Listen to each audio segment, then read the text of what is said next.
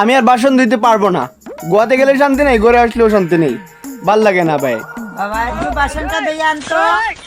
ঠিক আছে, আজকে ধুইরা আমার দুবারা আমি ধুইতে পারতাম না, কইয়া দিলাম মুখের উপর।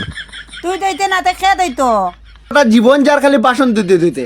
যখন আমি গোয়াতে ছিলাম তখন আমি বাসন ধুইতাম, নিজে খাইয়া নিজে বাসন ধুইতে হয়। আর এখন করে আইছি আমার বাসন ধুইতে হয়।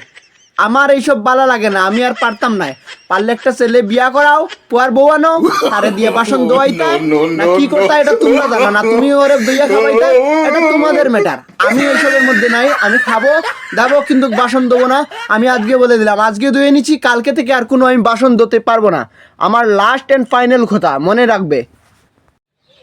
তো বন্ধুরা কি যে কমু, এত কষ্ট এত কষ্ট, আমার শান্তি নাই আর আমার জীবনের শান্তি নাই। হয়তো এত বছর থেকে আমার বাসন ধুতে ধুতে আমার জীবনটা পুরো না ধনিয়া পাতার মতন হয়ে গিয়েছে।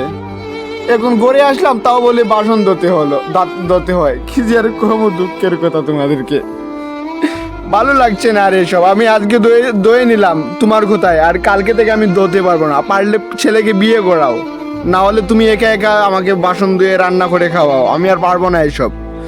তুমি তোমার যা খুশি করো, আমি আজকে লাস্ট বাসন দেবো বলে দিলাম তোমাকে। বাই।